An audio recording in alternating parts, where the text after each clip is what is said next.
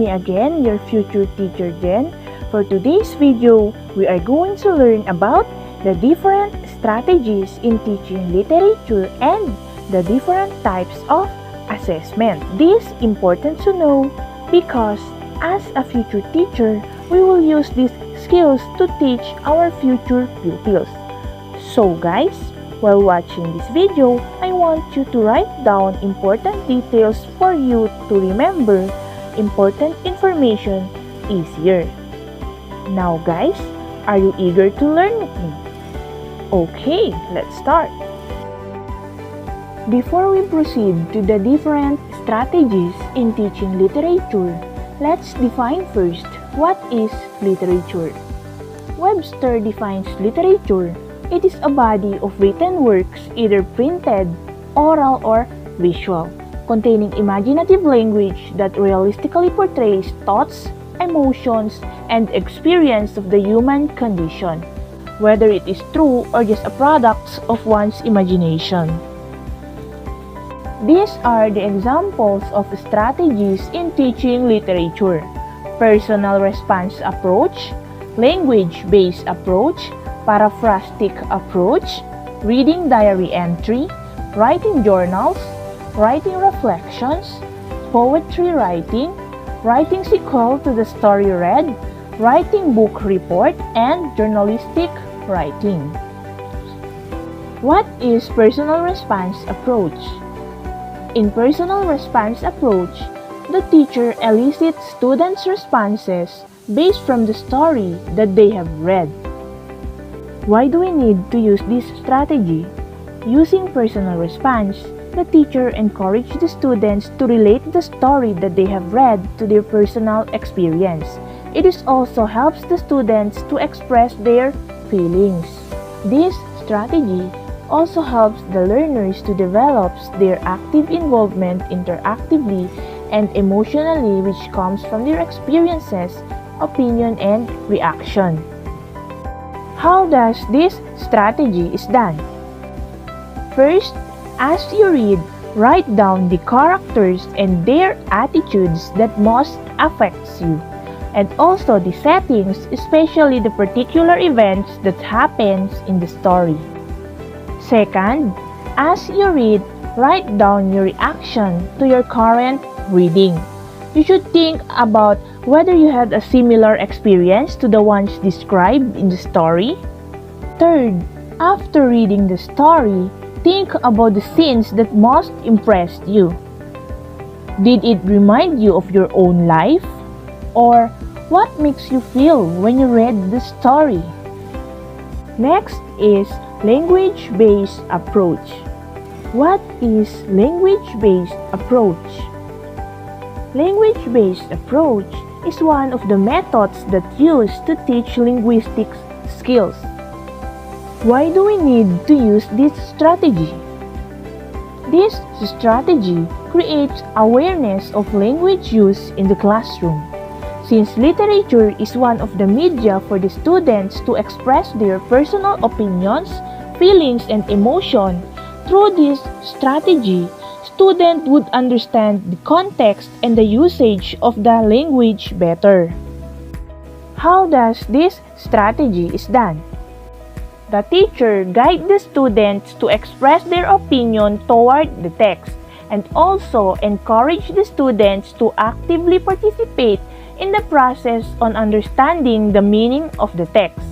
The students work with their classmates in the process of group work, different language activities like cloze tests, jigsaw puzzles, prediction exercises, debate, other performance activities like drama, role play, poetry, recital, or other activities that would enhance their linguistics skills.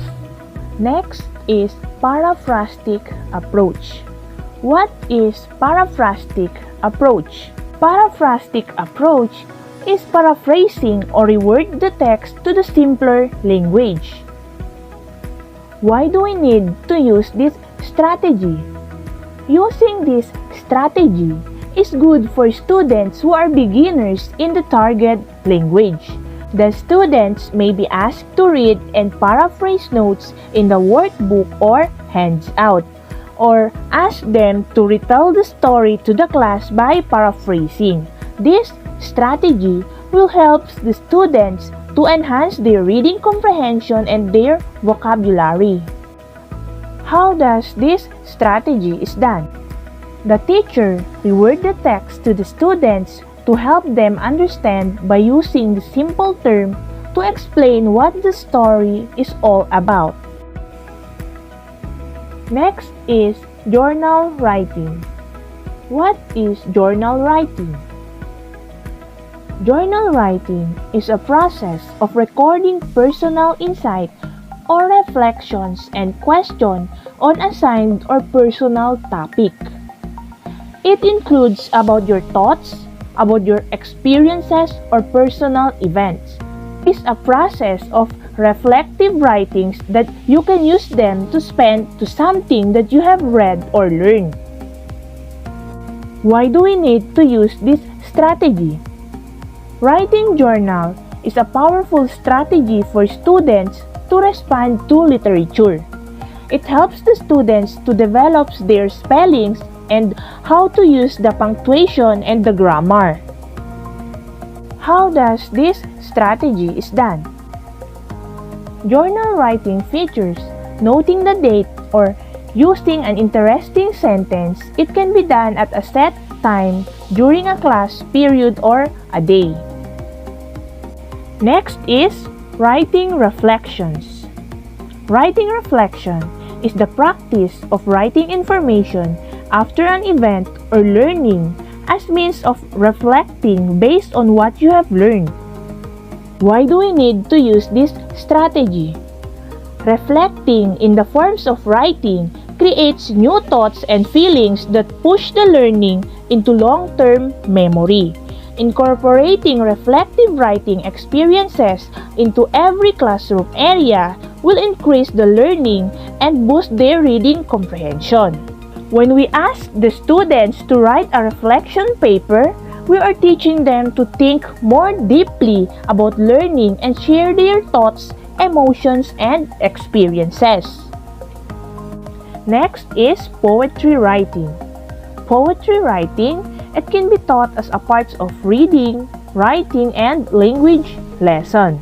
We need to teach poetry writing to children at their early age because it can help them to learn the structure of the sentence, parts of speech, and many grammar skills. Next is writing book report. Writing book report challenges the students to read, to think, to analyze the information, and write critically what they have read. How does this strategy is done? Before you write, you need to read or you can choose a book or title that you will enjoy in reading.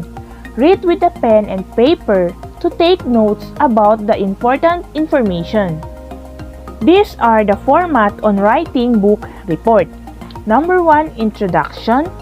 Number 2 is the summary of the book. Number 3 is the book details. And number 4 is the evaluation and conclusion. And lastly is journalistic writing. Journalistic writing is the style of writing used to report news, stories in newspaper, televisions, broadcasts on radio and internet. These are the different types of assessment in teaching literature: traditional assessment, performance-based assessment, project-based assessment, and portfolio.